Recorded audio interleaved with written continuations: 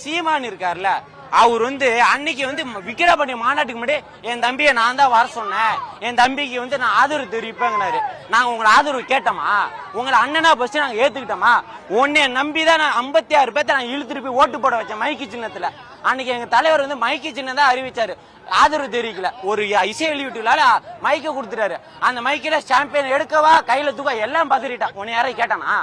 எங்களை ஏமாத்தி விஜய் ஆதரவு தெரிவிக்கிறோன்னு சொல்லி ஓட்டு வாங்கிட்டு இன்னைக்கு அனில் குஞ்சாங்கிற என்னென்னமோ வாய்க்கு வந்ததெல்லாம் பேசுற. நேற்று ஒரு எம்ஜிஆர் எவ்வளவு பெரிய தலைவர், அண்டா எவ்வளவு பெரிய தலைவர், 2 சனியனை சேர்ந்து ஒரு சனியனாகி சனிக்கிழமை வருதான். அதெல்லாம் ஒரு அரசியல் தலைவரா?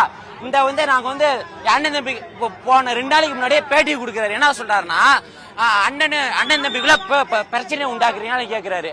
அப்ப என்ன சொல்றாரு, நாங்க தம்பியை எதிர்க்கல, கொள்கையை திருத்த சொல்லிக்கிறேன். அப்படியே நீ கட்சி ஆரம்பிச்சா, விஜய் எதிர்க்கவா நீ கட்சி ஆரம்பிச்சா?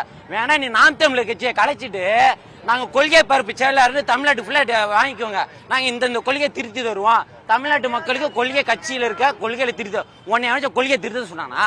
அன்னைக்கு திராவிடத்துக்கும் தமிழருக்கான போர், இன்னைக்கு ரசிகர்களுக்கும் கொள்கை கூட்ட தான் போற. நீ எங்க இருந்து வந்த? எத்தனை படம் டைரக்ட் பண்ணிருக்க? எத்தனை படத்துல நடிச்சிருக்க? உன்னை வர நடிகர் சித்தரிக்கிறோமா? இல்ல நாங்க உங்களை பத்தி எதுவும் பேசுறோமா? போற பக்கத்துல அணில் அவ எங்க பேச்சாருத அடுத்த எல்லாம் மைக்க எடுத்து பேசுற. அணில் குஞ்சா இந்த அணில வச்சுதான் நீ 8% ஓட்டு வாங்கின. அதை மறந்துடாதீங்க. என்னைக்கும் நாங்கள எதிர்க்கிறது நாங்க நோக்கமே கிடையாது. நாங்க பட்டே மக்கள் பணி செய்யறதுக்கே எங்க தளபதியை கொண்டு வரோம்.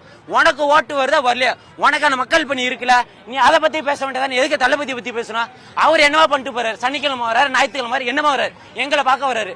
நாங்க இளைஞர் படை இருக்கோம் அவருக்கு பின்னாடி, நாங்க தான் அவருக்கு ஓட்டு போட போறோம், நாங்க தான் ஜெயிக்க வைக்க போறோம். உனக்கு என்ன பிரச்சனை? உனி உங்க மக்களை தட்டிட்டு போன. ஒரு இது வரைக்கும் நாங்க விக்கிரவாண்டி மதுரை மாநாட்டுக்குள்ள 100 கேபினாச்சும் போட்டுருப்பாங்க. ஒரு கேபின்ல 5000 பேச்சேன். நீ இது வரைக்கும் நாம் தமிழர் கட்சி கூட்டம் சேர்ந்திருக்கா? ஒரு கூட்டம் மட்டும் 5000 பேருக்கு மேல கூட்டம் வராதுன்னா அவர் 36 லட்சம் ஓட்டுங்கிறாரு. நாங்க வெறும் ஒரு மாநாட்டுக்கு இத்தனை லட்சம் பேர் கூடியிருக்கான். எத்தனை லட்சம் பேர் ஓட்டு வருவான்?